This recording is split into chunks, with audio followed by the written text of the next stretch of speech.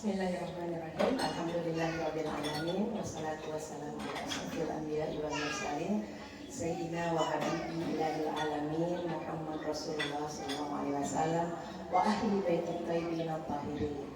Asyhadu an la ilaha illallah wa asyhadu anna Muhammadan abduhu wa rasuluh. Assalamualaikum warahmatullahi wabarakatuh. Sahabat Seroja TV, apa kabar? Kita bertemu kembali di sore hari ini untuk berbincang hal yang luar biasa dengan seorang ibu yang luar biasa juga, Ibu Yani Marita Sofia SKM AMD. Kita panggil supaya akrab dengan Uni Yani aja ya Uni ya? Ya boleh. Hari ini kita akan membahas tentang stunting ya Uni ya.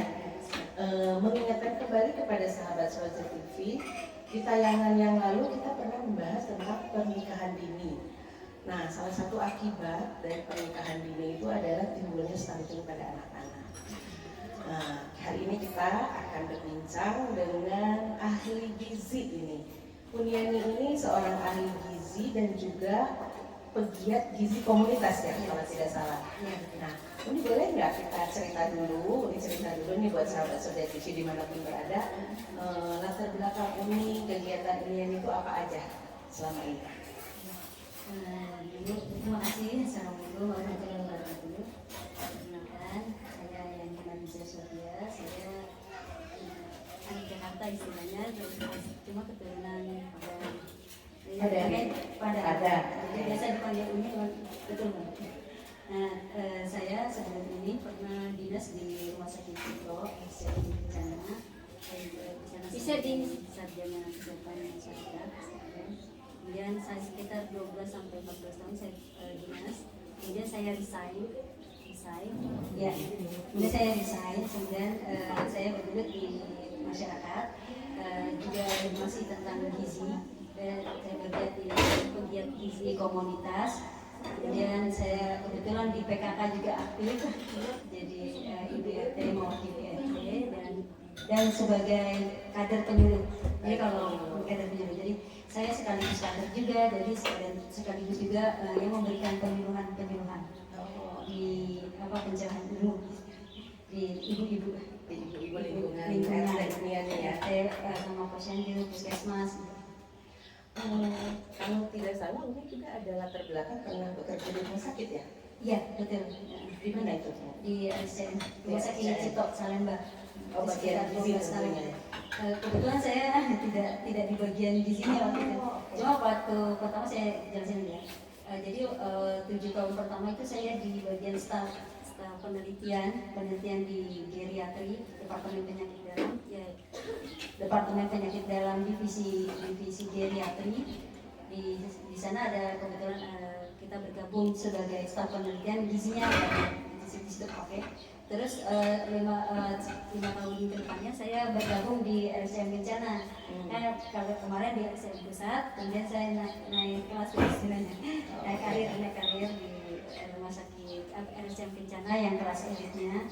Di situ tapi saya tidak bergerak di gizi, tapi saya menjadi sebagai koordinator klaster di klaster THT INT, Ear Nose Throat.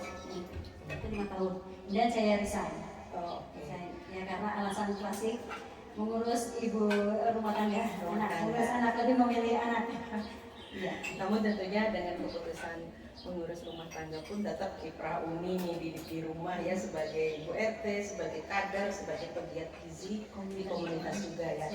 Nah, sebelum kita bahas itu apa itu stunting, saya pernah dengar itu rajin menulis juga ya. Oh ya, katanya tulisan-tulisan ini itu sudah banyak di-share di berbagai media. Memang concern tentang stunting yang ditulisnya ya. Ya, ada beberapa tentang stunting. Waktu itu saya menulis di majalah IPRA yang edisi tahun 2020 sekitar bulan Oktober November. Di situ juga saya pernah tulisan saya pernah dirilis juga di koran online Media Jumat almarhum Bang Rudi. Terus sama saya juga pernah tentang stunting ini saya pernah presentasikan di Pemkot di Pemda Kota Bekasi. Di Pemda Kota Bekasi tentang stunting. Selain itu di tulisan saya selain stunting saya concern di situ. Saya juga menulis tentang kesehatan untuk anak, lansia. Bagaimana sih makanan yang baik yang dikonsumsi untuk lansia, gizi remaja, itu saya concern. Menarik sekali ya dengan segala kegiatan ini yang memang berkontribusi untuk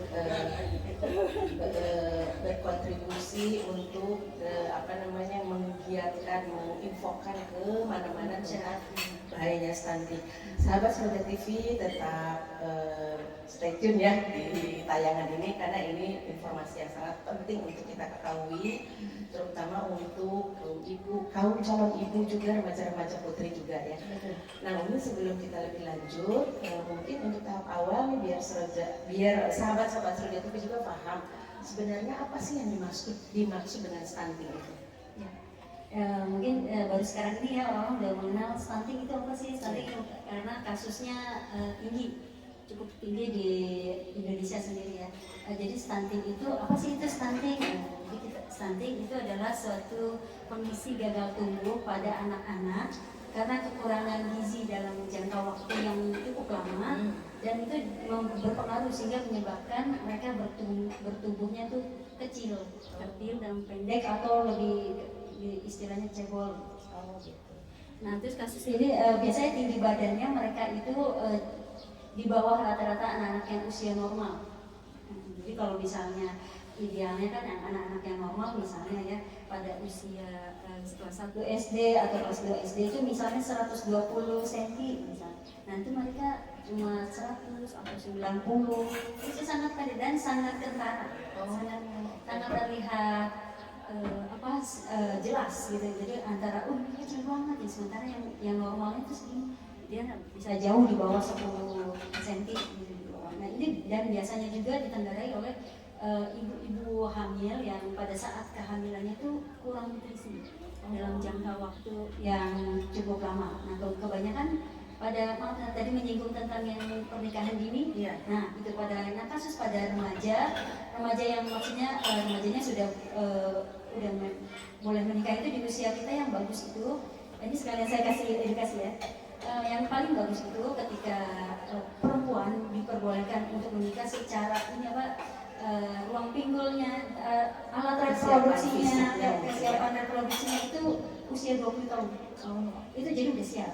Jadi seandainya itu di bawah anak-anak kita yang masih mengalami kawin paksa misalnya, masih ada yang seperti itu. Nah itu sebaiknya sudah mulai dicegah karena budaya kan biasanya suka ada. Nah itu sebenarnya dia secara fisik anak-anak perempuan kita belum siap. Nah kalau menikah di bawah misalnya umur 15 tahun, 18 tahun itu masih belum siap reproduksinya. Tapi ketika anak perempuan itu sudah berumur 20 tahun secara mental, psikis, dan ini alat reproduksinya rahimnya itu sudah siap. Nah kemungkinan tadi pernikahan dini yang tadi Bu Farida sebutkan itu berpengaruh dengan stunting karena satu dia tidak siap, dua juga kurang gizi pada saat kehamilannya, dia juga karena psikisnya masih belum siap, masih mengalami kegalauan ya dengan dirinya, terus juga dia harus hamil, nah terus juga mungkin juga faktor ekonomi, jadi kurang mendapatkan asupan makanan yang baik.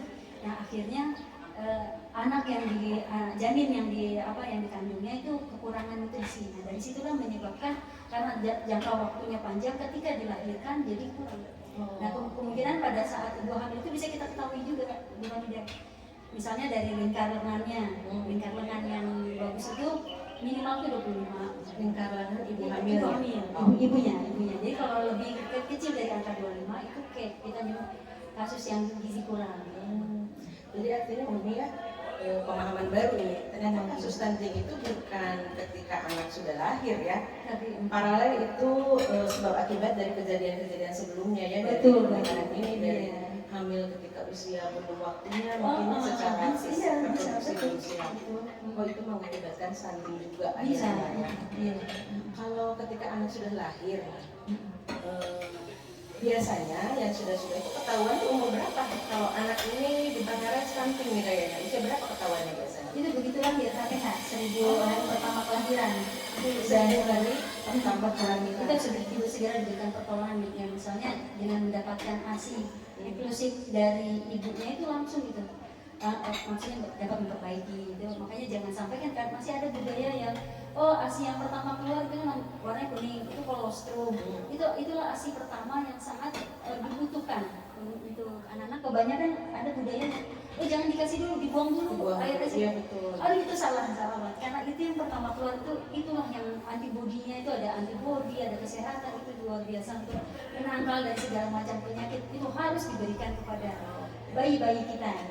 Itulah satu edukasi yang harusnya sudah sekarang tuh jangan dibuang lagi, jangan ada lagi yang dulu masih waktu saya masih PKL masih ada yang dibuang gitu.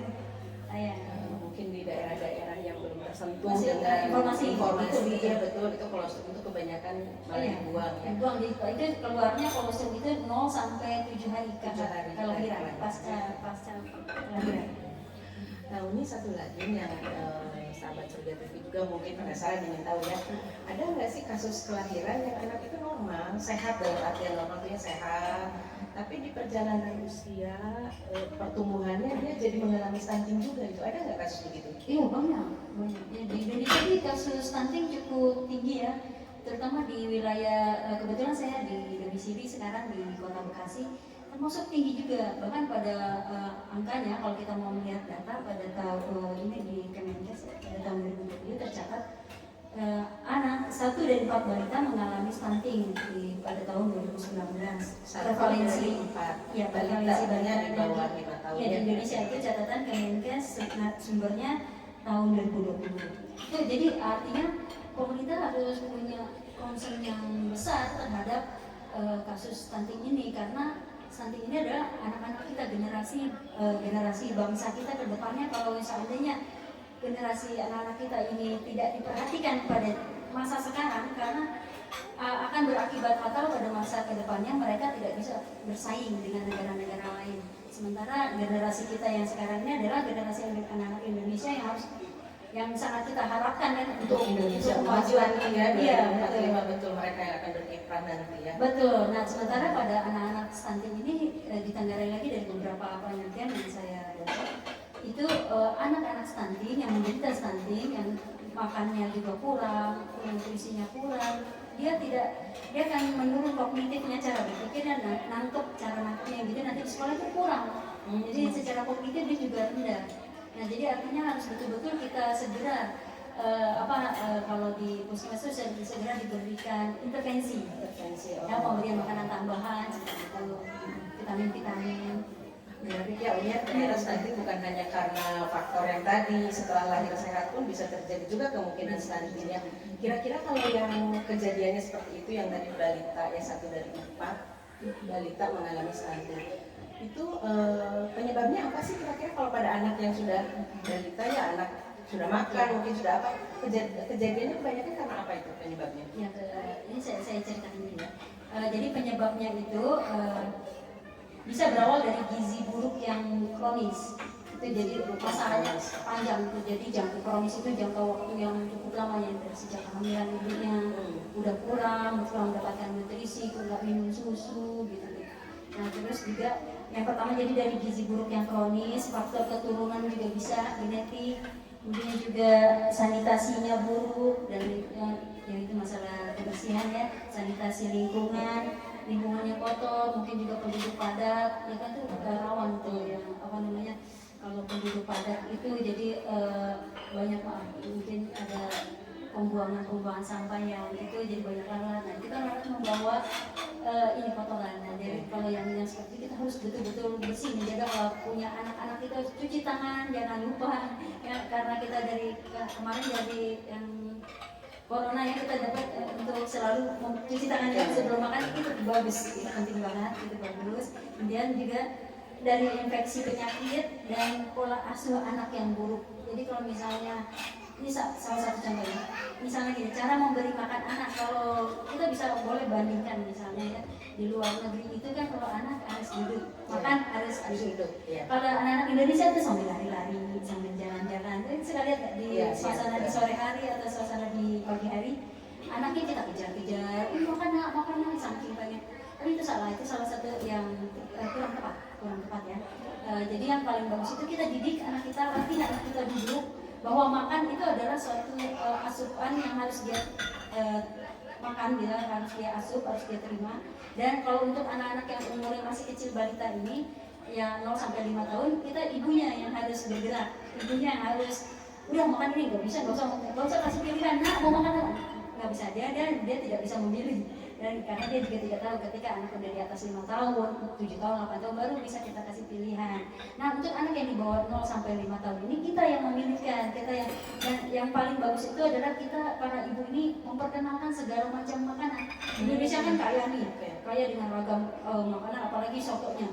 Soto juga, soto Bandung, soto Banjar, soto Betawi, soto Padang, setiap daerah ada sotonya. Ada sotonya. Itu bisa dicoba ya. Dan untuk para ibu saya lebih mensupport mereka untuk ayo lihat, sekarang resep banyak ya di YouTube bisa latihan, bisa belajar tutorial.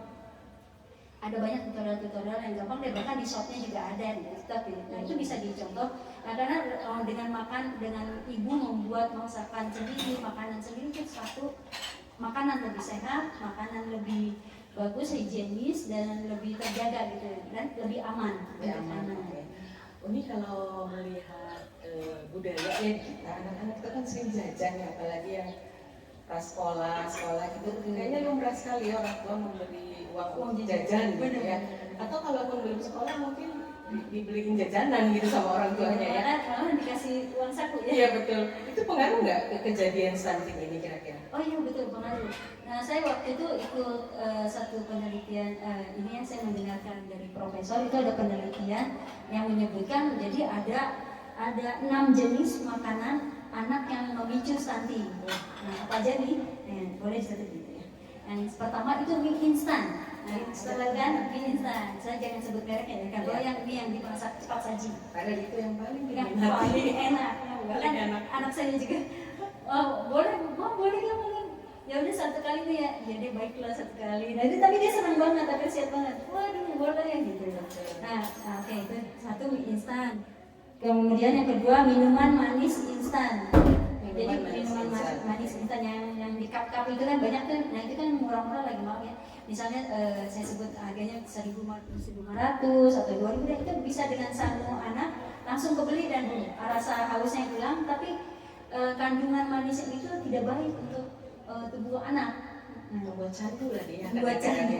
Kemudian yang ketiga tadi yang ketiga adalah susu kental manis. Nah, terus yang keempat sosis ayam atau sosis daging, makanan cepat saji juga. Olahan. Jadi kalau bisa tuh makan daging ayam atau daging sapi itu yang ayam itu betul-betul yang ada ayamnya beneran. Maksudnya kayak real seperti opor ayam itu kan ada bagian dadanya, ada bagian sayapnya, itu betul-betul ayam yang bener yang biasa, bukan yang olahan-olahan dicampur-campur dengan bahan pengawet atau sebagainya. Kemudian yang kelima makanan kaleng. Semua makanan yang dikalengin itu bisa memicu stunting, sarden, kornet, ya kan? Buah kaleng, nah itu banyak itu kesukaan. Ini sahabat Sorajati sih pasti mendengarkan ini agak kaget. Ini makanan sehari-hari. Di kulkas ada ya? Di kulkas ada biasanya kelima jenis ini ya. Satu lagi yang terakhir itu snack ciki dan semua makanan ringan yang ada ber-MSG. Nah itulah 6 makanan yang bisa memicu sebagai stunting. Ini sudah disurvei oleh salah satu guru besar ya, saya waktu itu sempat ikut seminarnya. Dan kemudian jadi sebaiknya yang saya masukkan dari saya nih saran dari saya, kalau mie instan itu kita boleh makan, tetap boleh dikonsumsi, tapi ingat karena kan kita ada zat lilin tuh. Zat lilin itu jadi nanti menempel di usus kita. Nanti itu biasanya tubuh kita mampu mengeluarkan secara alami setelah 3 hari. Memang kalau kebayang nggak kalau kita makan hari ini makan besok makan atau pagi siang sore itu berapa banyak zat lilin yang kita nempel di usus kita, pencernaan kita, organ pencernaan. Nah itu yang harus kita cegah. Nah satu lagi caranya adalah kita jangan stok makanan, jangan membeli. Kan biasanya kalau udah beli tuh 1 box lah dan dengan bangganya naruh udah aman. Oh tidak, itu salah, itu tidak sehat dan bahkan bisa memicu stunting. Tapi kalau sekali-kali maka sebagai ya hanya seminggu sekali tapi jangan dirutinin seminggu sekali atau seminggu enggak, maksudnya ininya aja. Jadi apakah nanti ketemunya seminggu sekali atau sebulan sekali, dijarangin lagi tuh lebih jarang. Mungkin itu salah satu tips untuk mencegah stunting ya. Tadi salah satunya tidak menyediakan makanan, tidak khusus menyediakan makanan-makanan yang menyebabkan stunting tadi. Ya, 6 tadi ya, diapalin ya. Itu penting. Penting betul. Atau dikasih jeda, kalaupun termakan itu dikasih jeda seminggu. Atau minimal paling sedikit 2 kali. Jadi kalaupun itu seminggu 2 kali. Kira-kira ada lagi nggak tips lain bagaimana pencegahannya selain yang tadi? Oh iya ada. Nah ini yang paling poin lagi untuk bagaimana sih kita mencegah stunting itu ibu, untuk para ibu yang punya anak-anak balita atau para ibu yang punya cucu-cucu, kasih tahu nih, nanti kasih tahu, sebarkan lagi. Saya punya 6 tips bagaimana nih mencegah stunting. Yang pertama itu adalah mengkonsumsi anak-anak. Itu kita sarankan, kita anjurkan ke keluarga mengkonsumsi beraneka macam makanan yang aman, sehat, higienis, dan itu artinya dimasak sendiri dan dengan pola makan gizi seimbang. Kalau gizi seimbang itu cukup, jadi ada lauk protein, nabati, terus jadi misalnya ada ikannya, ada tahu atau tempenya, ada sayurnya, ada minumannya juga ada, punya air putih ya, air putih hangat. Jadi kalau misalnya kita suka pernah dengar kan tuh yang germas yang isi piring tuh, Iya, itu itu yang sehat justru ya. Itu yang sehat, jadi yang gizi seimbang. Terus yang kedua, minum air putih yang cukup. Minum air putih yang cukup. Kalau kebutuhan anak-anak itu kan beda ya sama dewasa. Kalau misalnya anak-anak itu ya 8 gelas atau setara 1,5 sampai 2 liter. Nah kalau untuk ininya detailnya lagi saya bisa kasih tips. Untuk dewasa itu kita dikali 30 berat badan dikali 30 misalnya kayak berat badan. Jadi nggak harus selalu 2 liter. Tapi kalau berat badannya misalnya 80 ya berarti dia 2 liter nggak cukup, dia harus dikali 30 jadi 2,4 liter.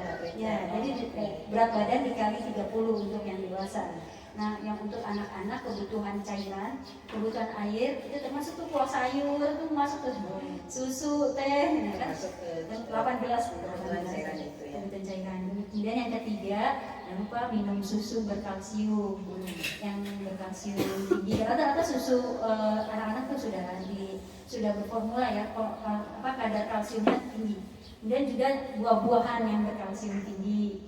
Nah, terus juga 4 itu anak-anak disarankan banget dan memang harus satu bergerak, berlarian, bermain, berlompatan itu sangat menunjang untuk kesehatannya, pertumbuhannya karena semakin banyak anak bergerak dan melompat itu dia akan tinggi.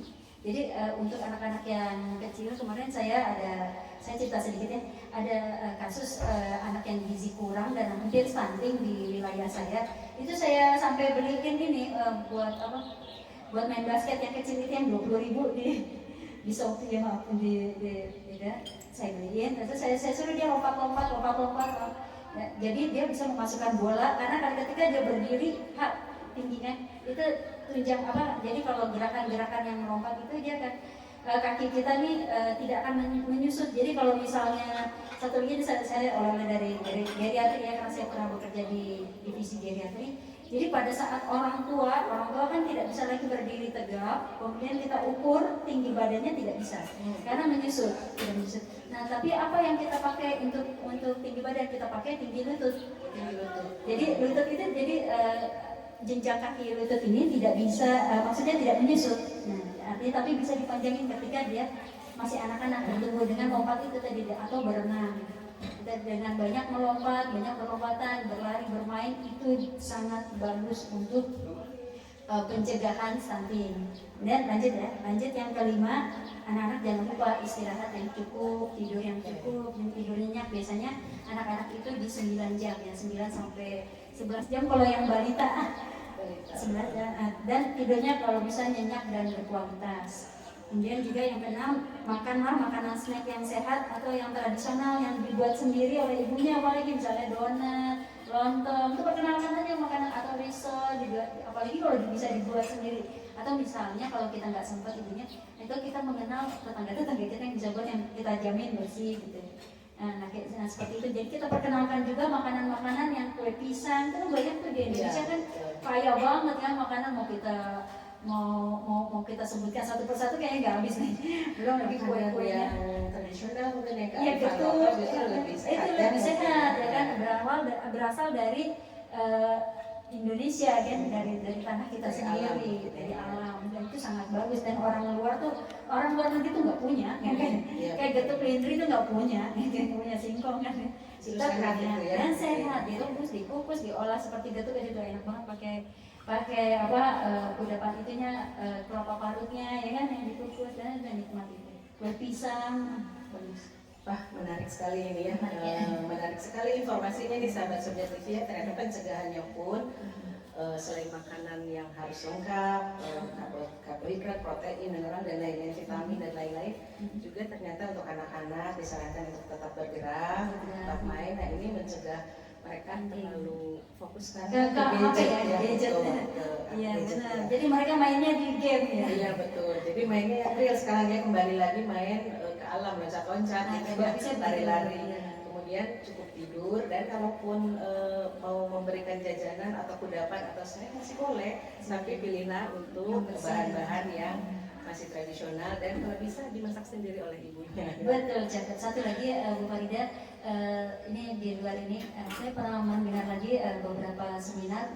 Jadi kita tuh anak-anak kita jangan sampai nggak makan telur gitu. Oh, Telur itu oke. kebetulan masih penganan salah satu lauk yang murah, cuma sekarang lagi mahal ya. Sumber protein lagi yang ada. sangat gampang sebenarnya Ya, kalau telur. gampang. Nah, telur itu jadi pada waktu itu diteliti di anak-anak Afrika ya pada tahun 2016 atau tahun 2018 sekitar itu. Jadi diberikan intervensi pemberian telur. Jadi sehari satu, jadi 2 kali makan, sehari 2, seminggu 3 sampai 4 kali misalnya gitu ya. Nah, kemudian kita dilihat kognitifnya. Jadi sebenarnya kurang gizi, anak-anak Afrika kan tahu ya, kurang gizi, terus juga makanan di sana juga tidak terlalu beragam. Nah, kemudian karena diberikan telur dan itu setelah dipantau 2-3 tahun ke depan, itu alhamdulillah kognitifnya, cara berpikirnya, daya tangkapnya, kecerdasannya itu bagus. Ya itu karena asupan dari telur itu subhanallah. Oh baik banget. Jadi kalau kita tidak bisa membeli ayam, ikan, daging, telur sebagai salah satu. Ya direbus aja juga bisa langsung bisa di ini ya. Nah kalau digoreng kan kebanyakan ibu-ibu telur ceplok, telur dadar. Itu perhatikan lagi minyaknya. Nah karena minyak yang bagus itu bukan aja minyak kelapa sawit, yang paling bagus itu minyak kelapa yang bagus untuk jantung. Wah ini menarik sekali ya perbincangan kita hari ini. Sahabat Surga TV banyak mendapatkan informasi yang bermanfaat dan luar biasa. Terima kasih banyak. Ini kita mungkin ke depan bisa lanjut ya untuk perbincangannya karena masih banyak nih kayaknya yang harusnya kita bahas, kita share tentang stunting ini ya. Terima kasih banyak untuk kedatangan Uni Ayu. Uni Ayu, Mak. Saya teringat teman saya ini Uni Ayu yang mirip-mirip Uni Yani. Yang telah sharing tentang pentingnya pencegahan stunting. Next kita ke depan mungkin kita bisa lanjutkan pembahasannya. Baik, sahabat Surga TV, terima kasih untuk kehadiran sahabat-sahabat semua menyaksikan tayangan ini. Mudah-mudahan bermanfaat. Muhammad taufiq billah, alaihi tawakkaltu wa ilaihi unib. Assalamualaikum warahmatullahi wabarakatuh. Waalaikumsalam warahmatullahi wabarakatuh.